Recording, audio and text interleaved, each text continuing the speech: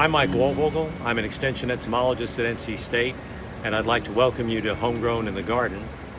Summer is a time to be outdoors, and whether you're in a beautiful garden like this one here, or spending time walking or bicycling through your neighborhood or along a greenway for exercise, or simply spending a quiet evening with your family eating outdoors, there is always one thing we can count on this time of year. We will have lots of uninvited guests joining us, and those are mosquitoes. And of course, for mosquitoes, they're looking for a meal, and quite literally, dinner is on us. As we try to reduce the mosquito biting and nuisance levels, we often rely on pesticides. But at the same time, we need to be careful, protect ourselves, our family, our community, and our environment, especially our pollinators such as bees. Our yards and gardens are often home to a diversity of insects, spiders, birds, and other wildlife. However, they can unintentionally provide attractive breeding sites for mosquitoes, and the nectar produced by flowers nourishes not just beneficial insects such as pollinators, but also feeds adult mosquitoes when they first emerge from the water. This is a common backpack mist blower that is used to treat for mosquitoes. Notice the fine mist that it produces. This is a great way to get penetration of the foliage, but the smaller those particles, the more likely you could have drift. So you always want to make sure you're spraying with the wind, and you want to know the wind direction and speed so you don't have drift onto other properties. If you decide to spray your property for mosquitoes, you need to plan ahead. There's a lot more to it than simply running out to the store and buying a chemical off the shelf. You need to think about your surroundings and what's in your yard, and you need to have a mental checklist of those items. For example, many of the pesticides that we use to control mosquitoes are not allowed to be sprayed on edible plants. So do you have a vegetable garden? Do you have an herb garden? Do you have a grapevine running along the fence between your property and your neighbor's? Does your neighbor have a vegetable garden?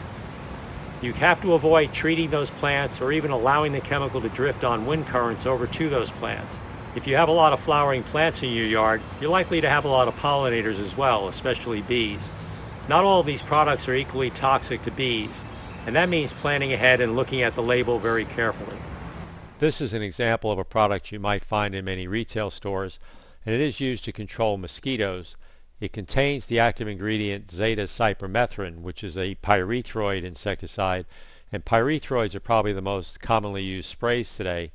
You can often tell a pyrethroid chemical because the name ends in THRIN. Most of the information about this product is found on the back of the container, but information specific to bee toxicity is always found under the precautionary statements section called environmental hazards.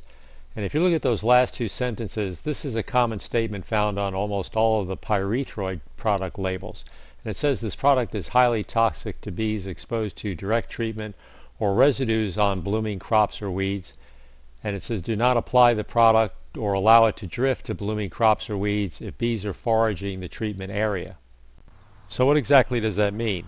For this particular product and ones with similar wording on their label, if a bee comes into direct contact with the chemical during the application or was to land on treated flowers or foliage later, it could die. So if you have an area like this in your yard, your best option may be to skip treating this area and focus your attention on areas where there are no flowering plants present, as you see here. However, you still need to make sure that chemical does not drift on the wind currents over to areas where there are plants in bloom. So another option is to pick a product that doesn't have that label restriction, and those might be products containing essential oils. However, the best advice is simply to avoid treating areas where bees are actively foraging. More people are taking up the hobby of backyard beekeeping, like the one you see behind me here. So it becomes important that you talk to your neighbor before you do any spraying. If they have a hive in their backyard, there's a few things to keep in mind. First, avoid spraying in the direction of the hive and make sure that the wind is not blowing in that direction. You can also time your sprays to avoid when the bees are most active. So spray early in the morning or late in the evening, making sure that there's no one in the yard at that time. While you won't have a mosquito-free summer, you can certainly reduce the biting and nuisance of mosquitoes by following a few simple steps. When it comes to mosquitoes, remember the word bee. Be proactive. Eliminate mosquito breeding sites, those areas and objects in your yard that have standing, stagnating water. Protect yourself by wearing repellents when you're outdoors.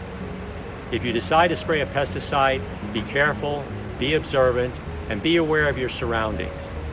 Most of all, be mindful of our pollinators, especially bees.